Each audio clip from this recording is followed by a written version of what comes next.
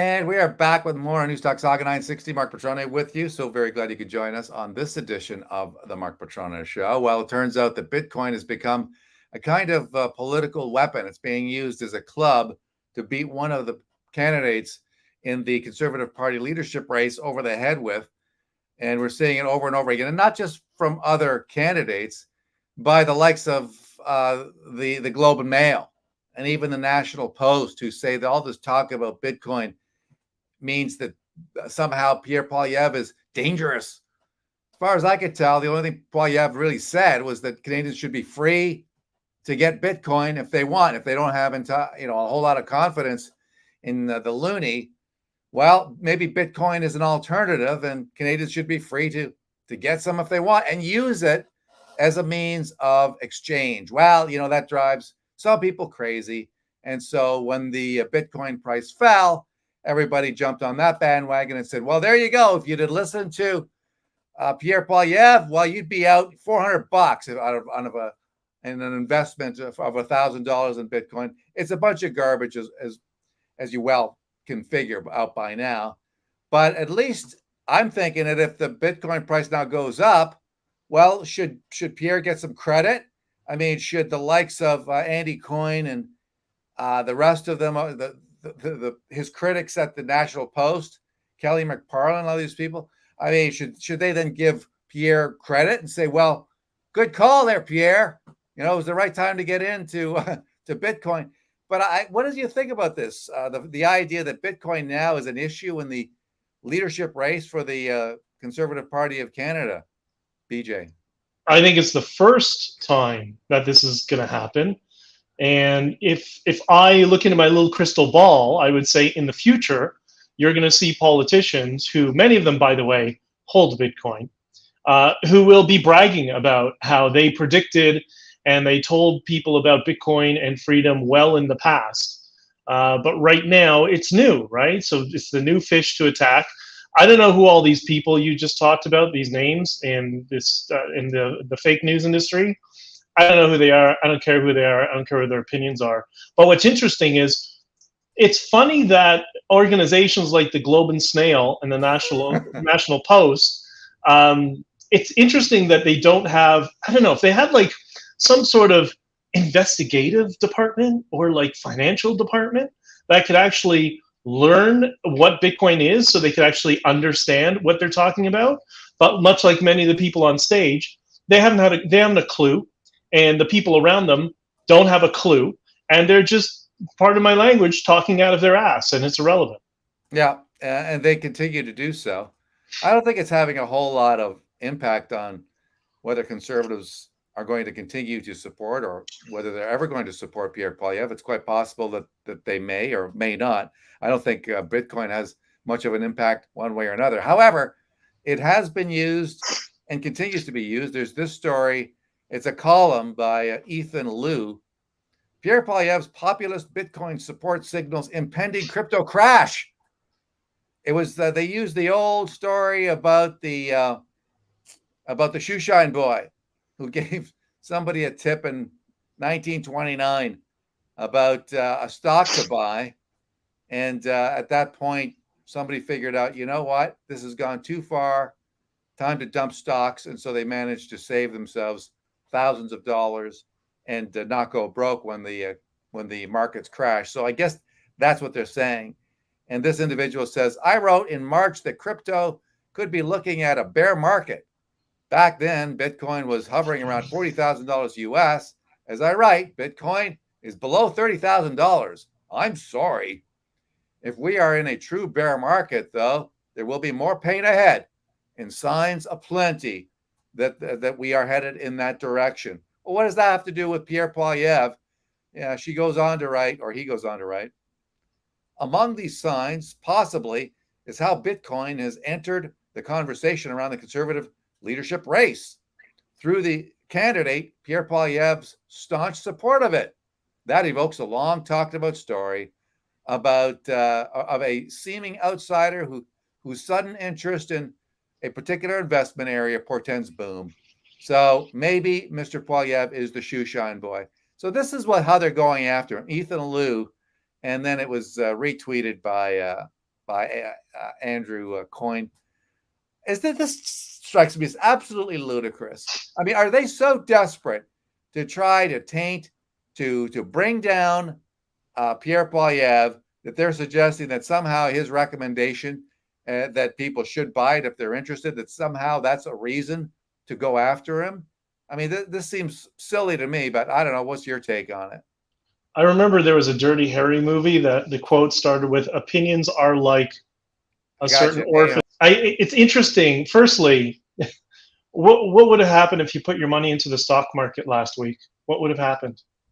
Right? The markets all over the world are it there. depends on what time last week, because For sure. you would have lost money.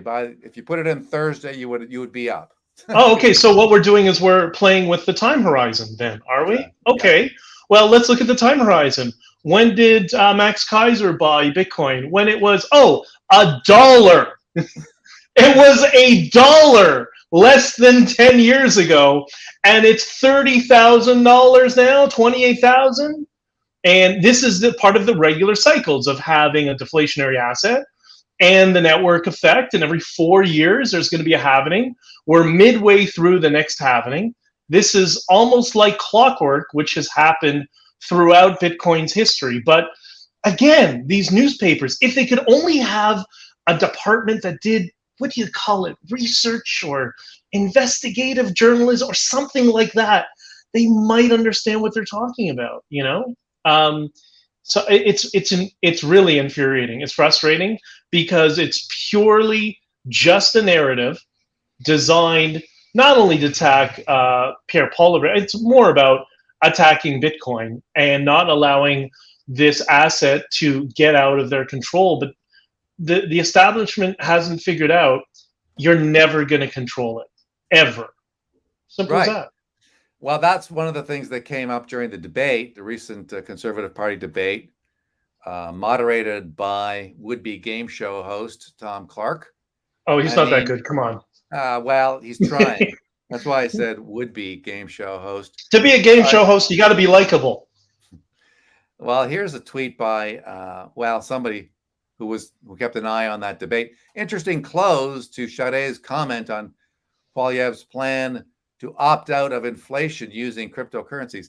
Citing the recent plummet in Bitcoin, Chadet asks, do you actually think your parents would enjoy losing 20% of their retirement funds?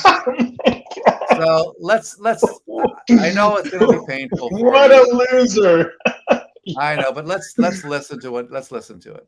Bitcoin has lost 60% of its value since November of last year, 20% in the last month. Anyone following his advice that we saw on YouTube would have lost 20% of their earnings. You actually think your parents enjoy having your parents lose 20% of their retirement funds? I mean, yeah, Mark, what would your parents think? Voting for Pierre means you're going to lose 20% of your retirement money.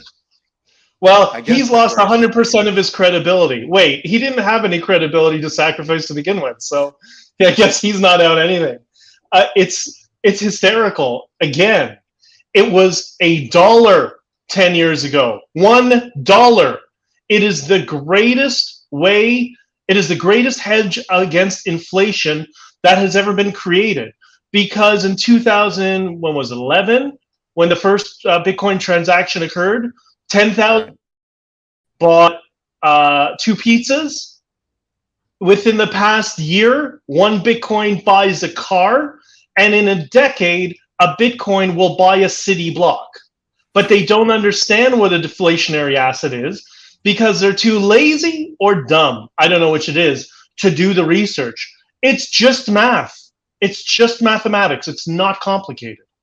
Well, Leslyn Lewis also went after Pierre Poilievre on the Bitcoin issue, and said, and her take on it was, well, how can you not support CBDCs, which the central bank digital currency, and support Bitcoin?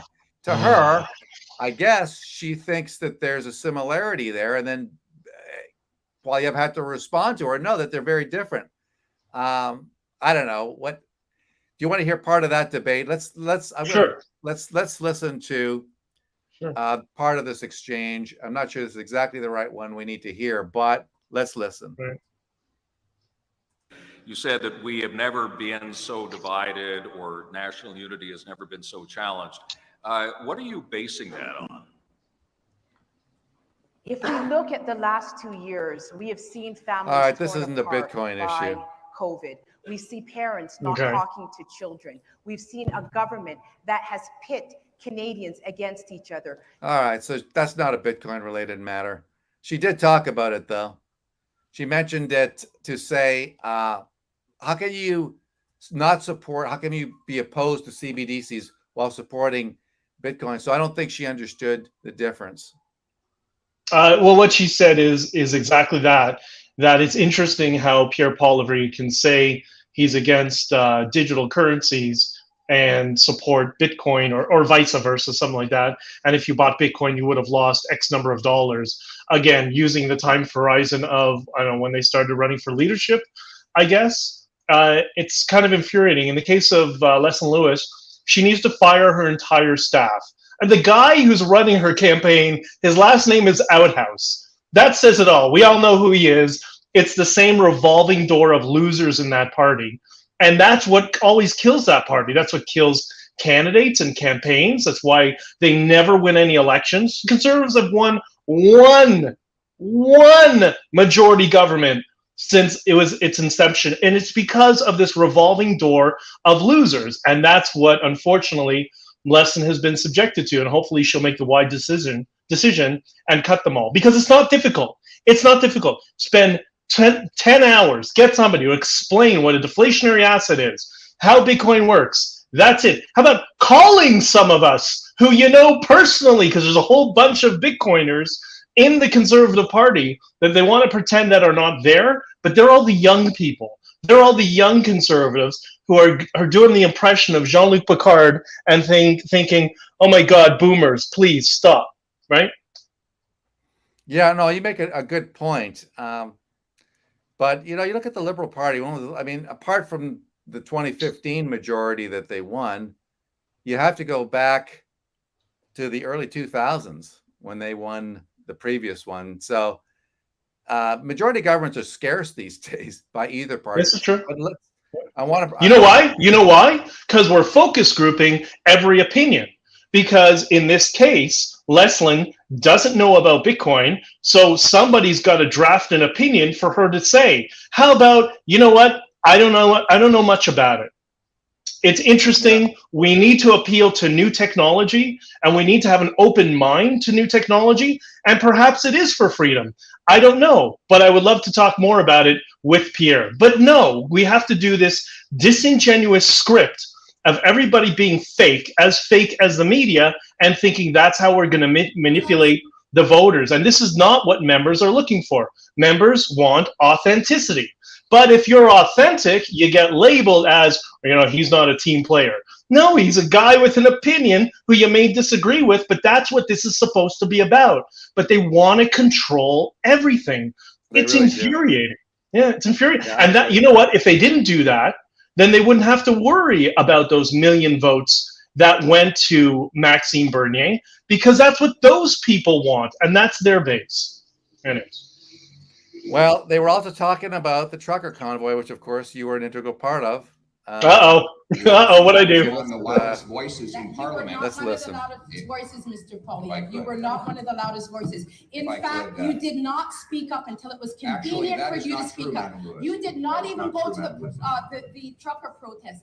You actually went and you took a picture in your neighborhood at a local stop. Let's hear from You Mr. did not Poilievre, speak up please. for the truckers. Let's hear from You did Mr. not speak Poilievre. up. Thank That you. was Mr. Poilievre. First of all, I did go to the trucker protest, both on Parliament Hill and in my community. You took a picture I up was front, Mr. there Poilievre. at the trucker protest. I was on the street. I was in supporting those who were fighting for their freedoms. When it was And I popular, did. you In do fact, so. I When did it it. only If I when it could. was popular. If I could, in fact, I opposed the vaccine mandates as soon as they were announced. Okay, so you were right in the thick of it. I mean, do you remember Pierre? Is that true? What Pierre did was he was asked, I don't say, ambushed by, I think it was the CBC, trying to label him and label, everything's right wing now, right? Like everybody's a white supremacist. So they tried to label the convoy that Pierre was walking by, and he actually turned around and handed them their behinds or their tuchus. And it was wonderful to see. And then he stopped and he didn't comment anymore. And you know why? No. I'll give you a hint. It's similar to Leslie Lewis. Because the same group of losers in that party who are running Leslie Lewis's campaign are also running Pierre's campaign. And again, they flush the goodwill that they've developed down the toilet because Pierre came out of the gates and it was great. And all of us were like, finally, somebody in that party is speaking up.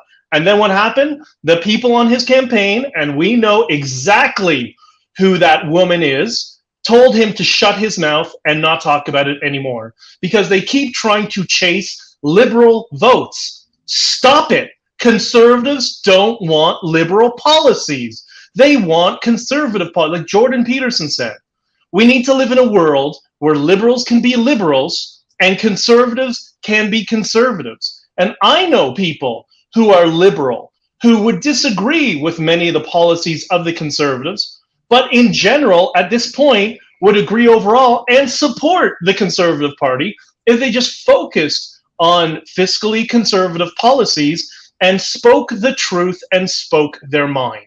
That's what people want.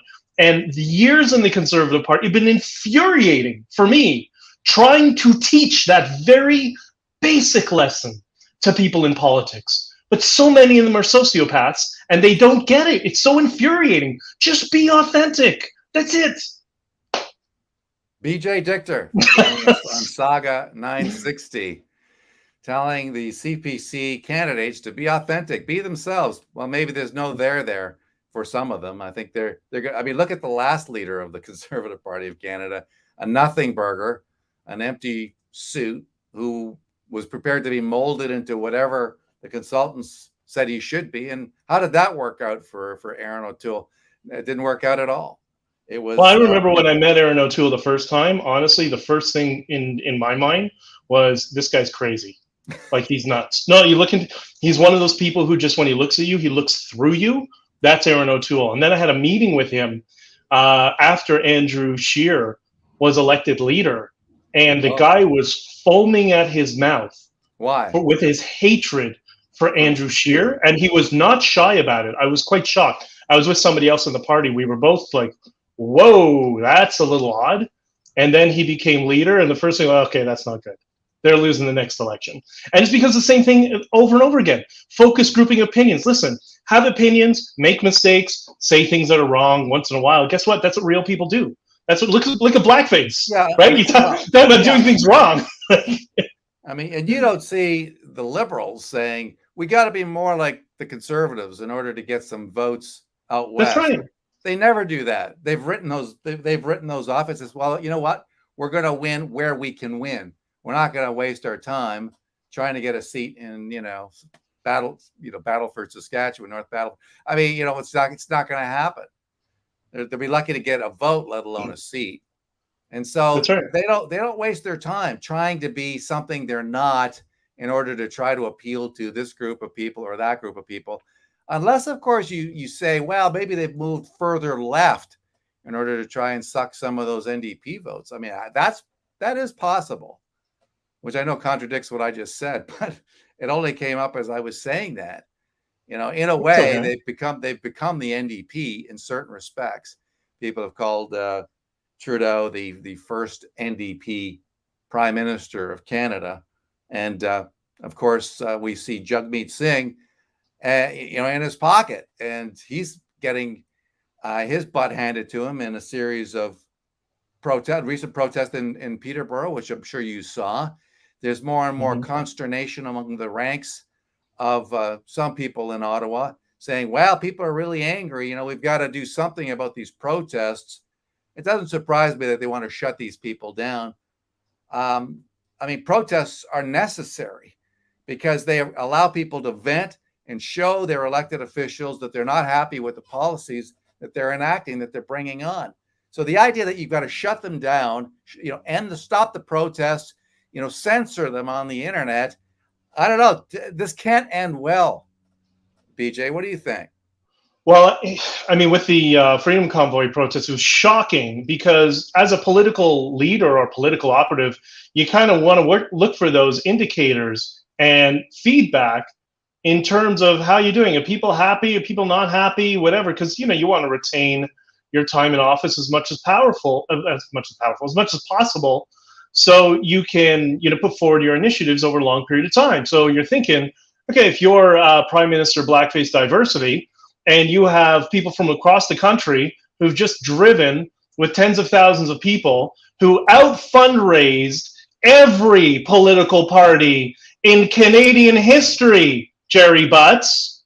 When that happens, that should be your indicator that, hey, maybe we're doing wrong. But the fact that they didn't, and they kept doubling down and going in the same direction, that's why I keep saying these people are extremists. They're ideologues, they're binary thinkers. They have no concept of people who have an alternative worldview other than themselves. So they are not liberal in any way, shape, or form.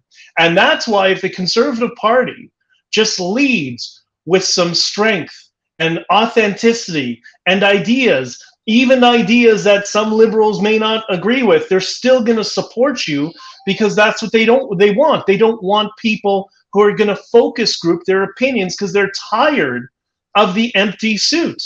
I mean, look at the United States, for example. Look what's happened with Trump.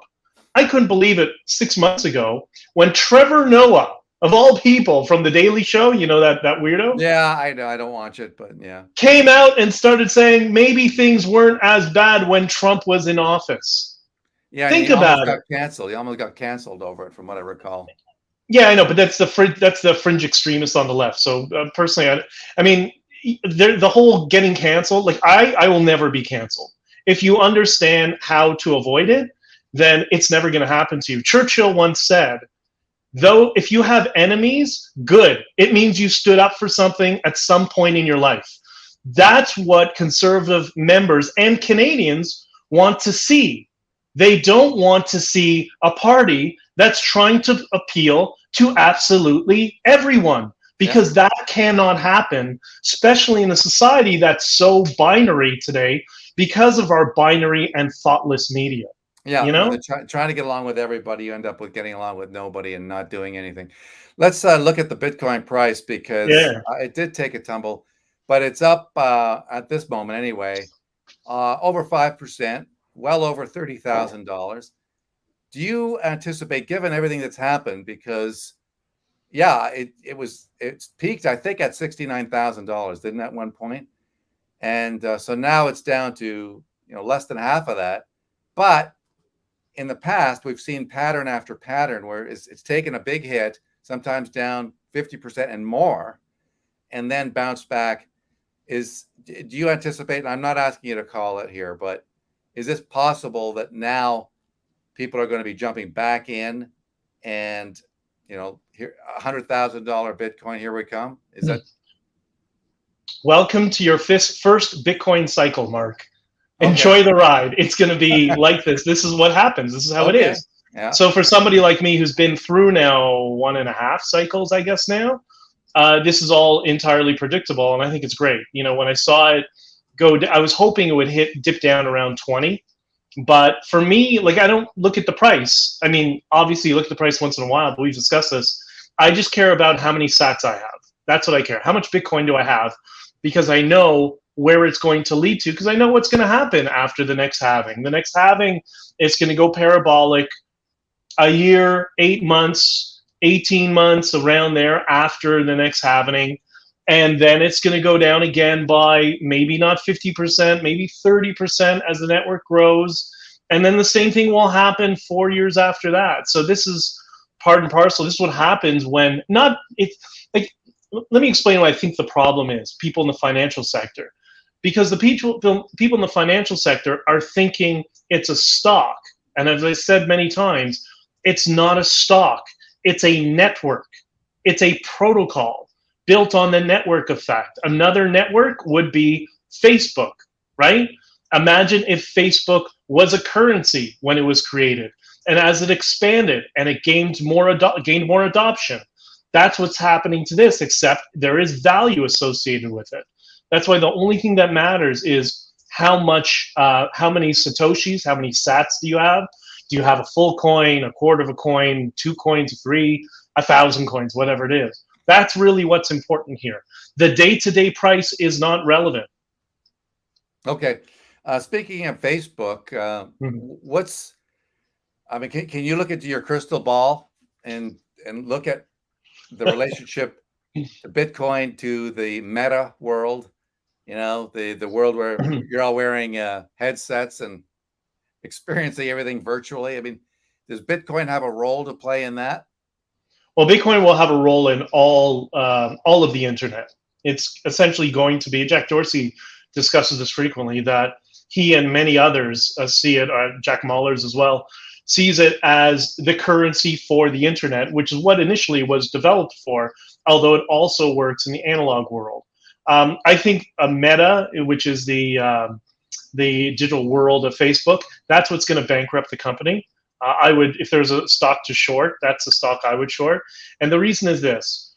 This whole idea, this concept of a virtual world is not new.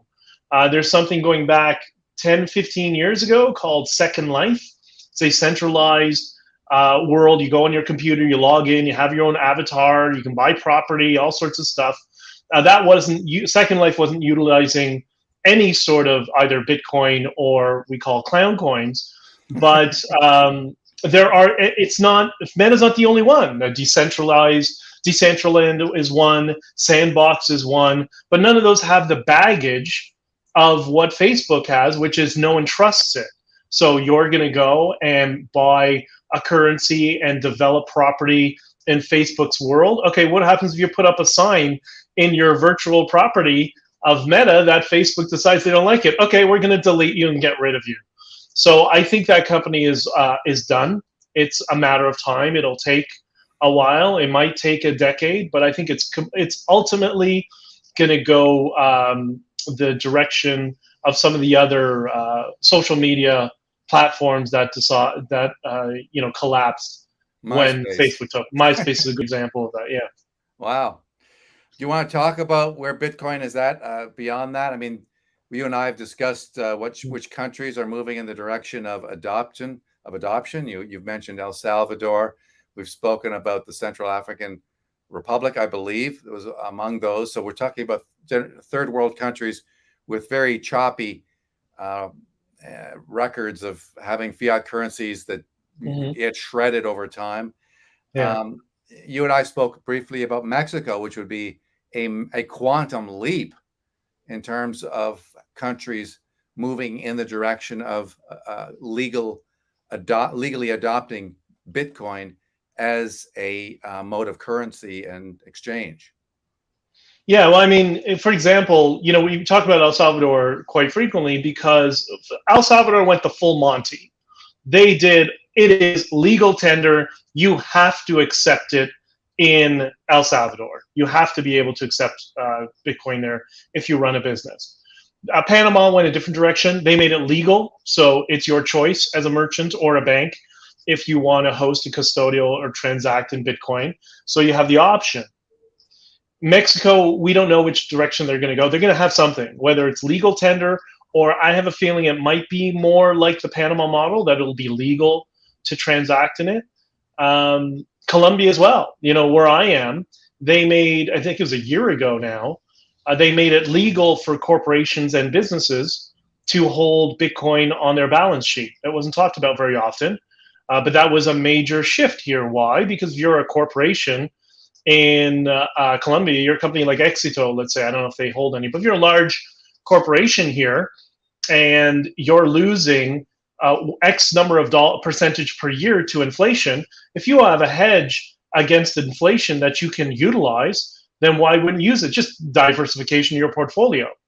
And that was kind of the justification of it being permitted to be used on company balance sheets in Colombia. So you're going to see every country is going to, they're going to dip their toe in the water a little bit. They're not all going to go like El Salvador or Central African Republic where they jump in and say, okay, we're in the full deal, because economies like Colombia, I mean, this country, I've been coming here for 20 years almost. We were just talking about it this weekend, how much it's changed. It's nowhere near a first world country, but it certainly looks like it. It really is a completely different country now than it was. So now you have a lot of money that's been invested here, both foreign and people who have developed riches, who've been pulled out of poverty. Like, I know people who, when I met them initially, they were impoverished, and now they've pulled themselves out of poverty because of much of the investment that came into Colombia.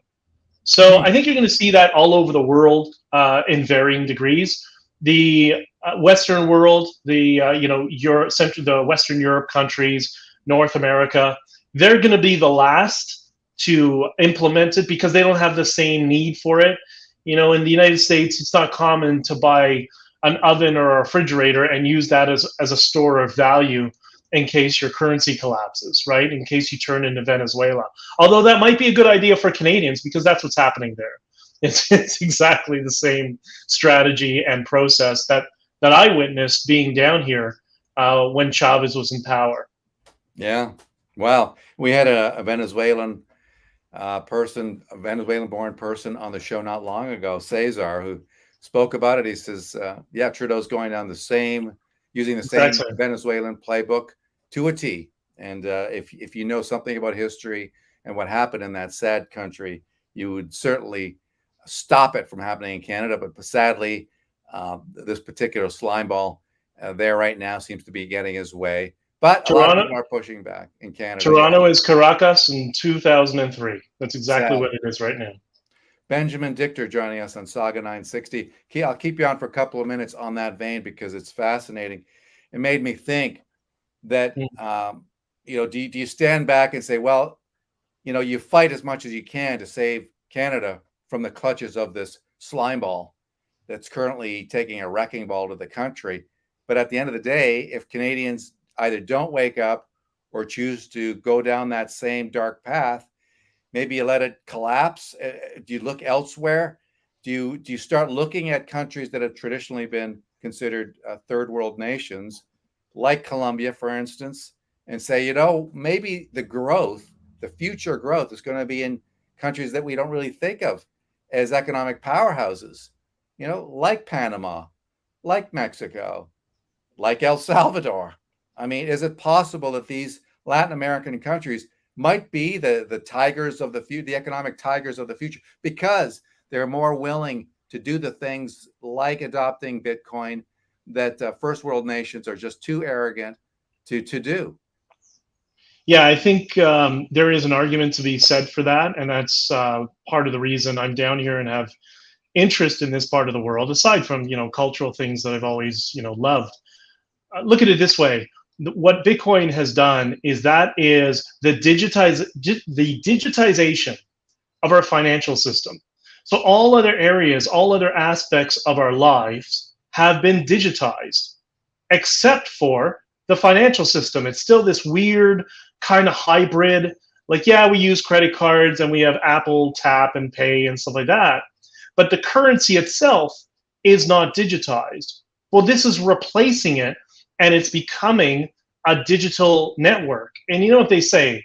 The economics always wins. And it is far more efficient, it is far more economical, and there is far more freedom with this finance 2.0, which some people call Bitcoin, the digitization of the global financial system in a way that it's unhackable. We'll get into that another time, why that's the case. It's not only completely secure, it has a cap, so we can all look at the value of the network and we can understand exactly what the supply is. There's a supply cap, meaning it's deflationary, and the last time we had a deflationary asset in the Western world was in the United States, believe it or not, between, if I remember the years correctly, approximately 1800 and 1850. The US dollar was deflationary.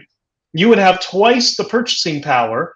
With a simple $100, after 50 years, you'd be able to buy twice as much.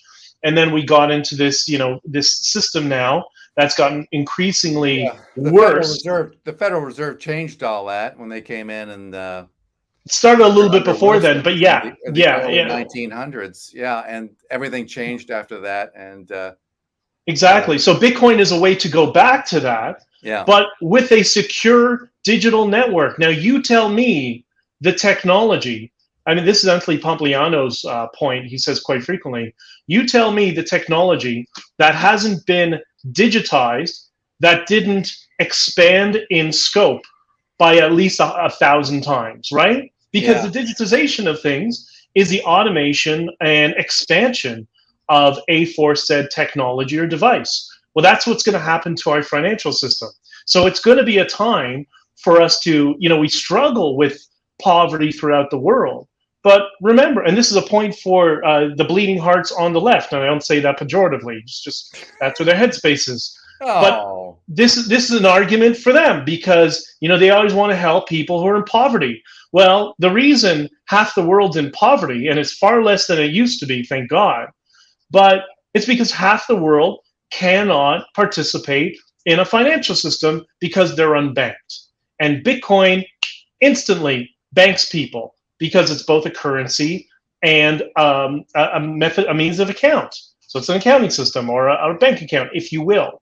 And that's why El Salvador said, this is an amazing opportunity for us, as will the rest of Latin America, because so many of these countries are dependent upon remittances from their citizens who are living in other countries to send money back home. And instead of it going, 30% of it going to Western Union, it's now going through this automated system and getting directly to the people with a minute service fee to pay for the mining and security of the network. Yeah, it's interesting. El Salvador did buy the dip. I think they bought another 500 coins or something when the price went down to in the high 20s. I think he said 29,000 is approximately where they bought it at. Yeah. And so the people on that stage from the Conservative Party leadership said it's not a means of store of value. El Salvador, a country, bought it at 29,000.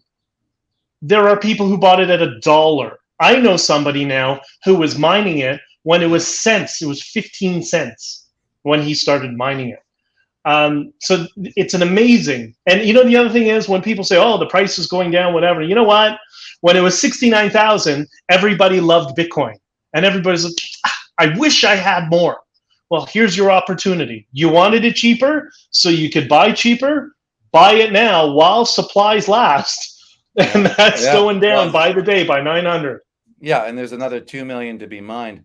But I want to speak to a point you raised earlier about how, well, maybe you didn't raise it, but it came to my mind when I thought about the seizing of assets and how having Bitcoin would have saved a lot of people the agony of not having access to their own bank accounts, and just showing you just how tyrannical governments can be, freezing assets, seizing assets, preventing people from having access to money to buy groceries for their families. This is how tyrannical this vermin is running the country right now, and how Bitcoin all of a sudden could very well be something you could look at, because you say, well, we have a government that thinks it's okay to seize your bank account if they don't like what you're saying, or maybe you took part in a protest, or maybe you posted something on the internet that they don't like. Boom, we'll seize your assets. Bitcoin starts to look pretty good, doesn't it? In the face of dealing with such a dictatorial, authoritarian person that currently runs Canada. The government of Canada, for myself and 283 people. I don't know if you saw that hearing where everybody was tossing the hot potato, FinTrack, the government, the RCMP, the banks. No, it wasn't us. It wasn't us. All of a sudden, everybody's scattering like cockroaches. It wasn't them who froze the accounts. It was always somebody else, right? This was an example of a Western government trying to starve us. Think about that. We could not buy water, food, medicine. the most basic needs of life, and none of us were charged with any crimes, with the exception of the few on that bullshit mischief charge, that BS mischief charge. Aside from that, none of us were charged with it. This was just an assertion from the government implementing martial law and deciding you don't get to eat anymore. Well, that doesn't happen with Bitcoin. You have full sovereignty and full freedom, that when the government wants to enact something like that, they will have to negotiate with you. They will have to talk with you and speak with you, which, by the way, is something Justin Trudeau never did. Jordan Peterson was talking to us. Justin Trudeau wasn't talking to us, even though it was 6 months after he was ridiculing Modi in India for not talking to those farmers who were protesting. Well, guess what? We had a hell of a lot of farmers in our convoy. And Justin Trudeau did not talk. Nobody in his government did not even acknowledge any of us. And remember, a leader is not supposed to be an authoritarian ideologue. It's supposed to be somebody who represents everybody, including the people they disagree with. But he doesn't have the mental fortitude or mental capacity to do so. I know that we've spoken in the past about how the convoy is not going to be the end in terms of the protests, and we've already seen more of the people, boots on the ground, protesters getting in the face of politicians. They're whining about it, which means that they should get more of that sort of thing from the people, provided that they do it in a peaceful way, in a legal way. That's all fine, but protesting is a perfectly legal way. When you're talking about civil disobedience, what else has your organization got in store for the future? I know that you're not giving. Can you say anything, or is it top secret right now? But I know you're not giving up, Benjamin. Oh, no. Give us a couple of weeks. There's something in the works right now with a bunch of people, very influential and very powerful people who are very concerned and fed up, and they're tired of this. So this has not ended. I'm not suggesting there's going to be another several thousands of trucks coming into Ottawa. So everybody cool their jets. That's how it's going to happen. But there is an initiative in the works that will be announced very soon to help a lot of people that have needed some help as a result of what the government has done. And there will be some retribution for the government. It's time for the government to pay for what they've done. And I do think, and I'm sure you agree with me, that many of these ideologues in power need to be punished harshly and severely for what they've done to the reputation of Canada, for the reputation of Canada's financial system. Well, I don't know about you. I know a lot of high net worth people that are not touching Canada anymore. That's it. They're done. They saw what happened here, and they're not participating in this anymore until Canadians get rid of the garbage that they have running their country. But we will have something very soon. Benjamin Dichter, coming to us from Colombia. Beautiful country. Sí, señor. Sí, me encanta mucho. Gracias. Hablamos después.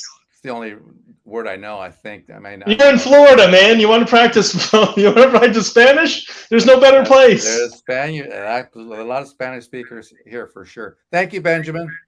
All right, brother. We'll talk to you soon. Benjamin Dichter. All right. Got to take a quick commercial break. Back with more on Newstalk Saga 960 and the Mark Petronas Show after this.